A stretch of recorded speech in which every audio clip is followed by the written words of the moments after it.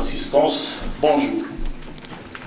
Mes premières pensées à l'occasion de cette première session vont bien sûr en direction des détenus d'opinion.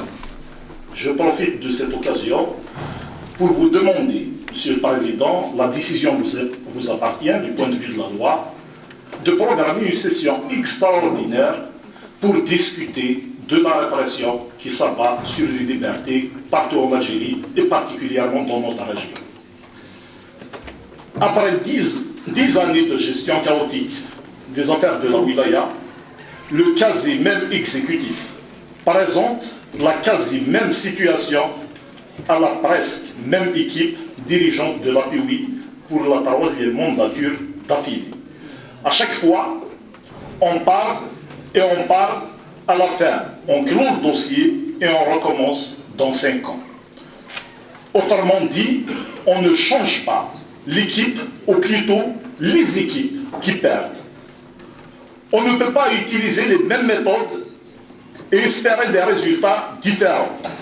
Quand vous n'avez pas de vision stratégique, quand vous n'avez pas d'objectif, l'échec est inéluctable. Le développement ne s'accommode pas du clientélisme. C'est l'un ou l'autre, ça ne peut jamais être les deux à la fois. Vous concernant, le choix est fait en reproduisant par la clientélisation le fonctionnement du système à l'échelle locale. Il faut donc, probablement, pour encore 5 ans faire le deuil du progrès dans notre wilaya. J'ai suivi l'essentiel des interventions du directeur ici présent. J'ai constaté qu'il n'y a aucun schéma directeur, aucun calendrier clair. Vous pouvez le remarquer dans les communications qui nous ont remis. Il n'y a aucun délai, aucune date qui est affichée. Aucun calendrier clair, ni à court, ni à moyen, ni à long terme, pour les différents projets. À Tizi Ouzou, on navigue à vue et on se dit qu'à chaque jour suffit sa peine. Telle est la réalité du tandem composé de l'équipe à la tête de la POI et de l'administration depuis au moins 2012. Ce duo a poussé le populisme jusqu'à débourser 9 milliards de centimes pour des coffins de Ramadan, alors qu'une nouvelle vague dévastatrice de la Covid-19 se profilait déjà à l'horizon. À l'interpellation lors de la précédente mandature de mon ami Rachid Hamid, c'est par exemple, quant aux précautions prises contre une éventuelle recrudescence des cas de contamination, le directeur de la santé avait répondu « Si Dieu le veut, il n'y aura rien ». Et pourtant, quelques jours plus tard, la wilaya a sombré et plusieurs décès par manque d'oxygène ont été enregistrés. L'argent qui a servi dans le cadre des marchés gré simples, j'insiste et je précise, c'est un marché gré simple, sur lequel j'adresserai une interpellation écrite à l'administration qui est tenue d'apporter des réponses par rapport aux tenants et aboutissants d'une opération dont rien ne justifiait l'urgence, aurait pu servir à équiper nos hôpitaux qu'on savait déjà souffrant d'un manque de moyens. Il aurait été mieux si la cagnotte était engagée pour l'acquisition de centrales d'oxygène qui, elle, était une véritable urgence, d'autant plus que la sonnette d'alarme a été déjà tirée depuis longtemps. Les opérations de solidarité, si tel était vraiment le souci, auraient pu être organisées autrement, avec les opérateurs économiques, et l'instar de ce qui est fait par la GSK ou par beaucoup de comités citoyens dont j'ai moi-même fait partie.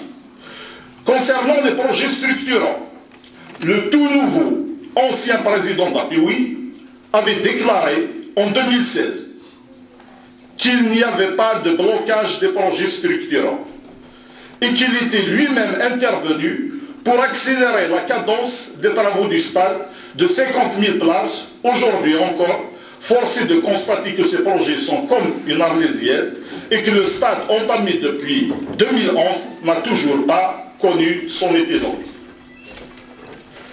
Pendant que le Sénégal vient de réceptionner son stade de 50 000 places lui aussi, qui est un joyau. Après seulement 22 années de réalisation, le moteur lancé depuis 2011 est toujours à l'appareil. L'achèvement des travaux annoncé pour chaque fin d'année, depuis au moins 2014, chaque fin d'année on annonce la fin des travaux, ne semble pas être pour demain. Le DGS avait déclaré dans un passé récent, l'actuel DGS, que le RAR, le reste à réaliser, était confié à Cosider et qui sera réceptionné dans les plus brefs délais. Il est vrai que nous n'avons pas les mêmes notions du temps. Les délais, ça dépend. Au Sénégal, ils ont réalisé un stade pendant 2 ans. Notre directeur il est là depuis au moins 3 ans. Il n'a pas pu réaliser un RAR qui est estimé à 17% du global. Aujourd'hui, on découvre qu'il a été décisé du dossier, je me demande pourquoi, au profit de la direction des équipements qui lance un appel d'offres. Quand est-ce qu'on pourra avoir ce stade? Est-il possible d'annoncer une date réelle et définitive? Concernant toujours les projets structurants, conçus initialement dans le but de substituer, vous vous souvenez très bien, l'urbanisme actif à l'urbanisme subi, la ville nouvelle de Oued-Fali ressemble à tout sauf à une ville. Amputé de toutes les infrastructures d'accompagnement, le pôle d'excellence est transformé en une cité dortoir. Quid des infrastructures d'accompagnement? Je cite, et j'aimerais bien avoir des réponses précises s'agissant des dates de lancement et d'achèvement de ces travaux. 3 lycées programmés pour le pôle d'excellence. Sisuel, la gare routière classe A, le parc d'attractions, le complexe mère-enfant, la clinique du Rhin, la faculté de médecine, le centre d'affaires, l'opéra, l'école des arts et la plus importante de toutes, c'est le CHU de Tizi Ouzou. Quand est-ce qu'il connaîtra un début de travaux? Monsieur Louali, connaît-il de la localisation et du lancement, mon ami Belchiche en a parlé, du programme ADL, de plus de 6 000 logements ADL, programme 2013, c'est un scandale. Près de 10 années après, la population est dans le flou total. Les projets sont à l'arrêt, ils sont à lancer.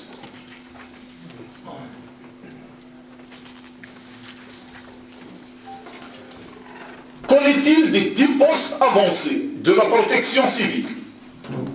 Nous avons connu des incendies, on cherche des responsables, mais apparemment ils sont tout pareils. Quand on ne réalise pas, dans une région forestière comme la nôtre, 10 postes qui auraient pu sauver des populations, cela s'appelle non-assistance à personne en danger. C'est un abandon, c'est un laisser-aller qui a coûté cher sous d'autres cieux. Il aurait eu des enquêtes, il aurait eu des arrestations, il aurait eu des peines de prison. Je reviens à la DRE. J'ai suivi sa communication. Il y a eu des chiffres. Les techniciens, moi je suis technicien, ils vous noient avec les chiffres. Au point que vous pourrez relever l'objectif essentiel. Il n'y a pas eu de date, il n'y a pas eu... Ce que nous demandons en tant qu'élus, c'est un plan passage été. D'abord, quel est votre plan passage été?